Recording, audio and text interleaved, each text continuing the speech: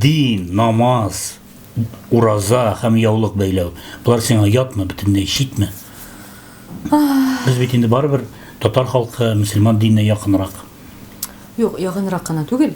Минем бик зур хыялым намаз укырга өйрәнү. Тиешенчә әйттереп, мин әле хәзер дә бик күп дугаларны яткан беләм. Абдрахим ышанасыңмы? Мин монда килгәндә дә машинада дуга укып килдем. Абдрахим нормаль сораулар бирсен иде дип, Худайдан сорап дуга укып килдем беләсең. Субханаллах. Менә шулай. Мин теге әлбәттә ураза да тотам. Тотканым бар дип әйтергә кирәк. Ләкин бер ай буена түгел, бик сирәк.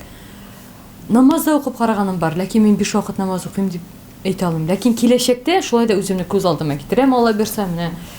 Андый яшьләргә. Әйе. Менә шулай үземне күз алдына китерәм. Һәм аннары исәплим, все-таки халык бит инде ул теге иҗат кешесенә омтыла, шундый булырга тырыша, андай бер бар. Шуңа күрә әгәр дә без дингә кирсәк, ярыйсы гына халыкны ияртә алырбыз дип исәплим. Шуңа күрә бу минем хыялым. Мин инде яшермим, үзем өчен көнне-төне дугалар укып, намазлар укып утырган кеше түгел мин. Ләкин менә бәби булачагын белү белән мин көн сайын Худайдан ялварып дуга укып, сау-сәламәт булсын, акыллы булсын, шундый булсын, бәхетле булсын, озын гомерле булсын. Шуларны теләп, шулай сыпырып куя идем, беләсеңме? Менә көн сайын бер тапкыр да бер көндә калдырмадым. Һәм бала инде яхшы кәефтә булсын, елмайсын, шатлансын дип, аны көн сайын теге 1 яшькә хәтле без бер көндә калмадык. Су кертеп, ял иттереп, кәефен яхшыртып, biz аны бик теге яхшы ниләрдә генә карадык инде Алла. Һәм дә дөрес эшләгәнсең син. Мәчетләрдә йөргәнең бар инде, хәерләр биргәнең. Алар инде бер сүз. Хәер бирү бит ул мәле хәер бирим дип мәчкә кертеп бирү генә түгел. Теге әни мәсәлән минем телефоннан сөйләшеп тора без әни белән. Кызым, ничек үтте юбилейларың сорыйм. Әйтәм, әни шундый хәл булды, менә шулай бушка эшләп кайттым. Әйбәт булган. Менә бусы чын дөрес хәер булган ди, Ходай ризалыгы өчен булсын. Менә хәер ул шундый була. Ничек әйтим? Мин кешегә әйтә алмыйм, менә туктаусыз яхшылык эшләп йөрим, мин шул хәтле әйбәт кеше дип әйтә алмыйм.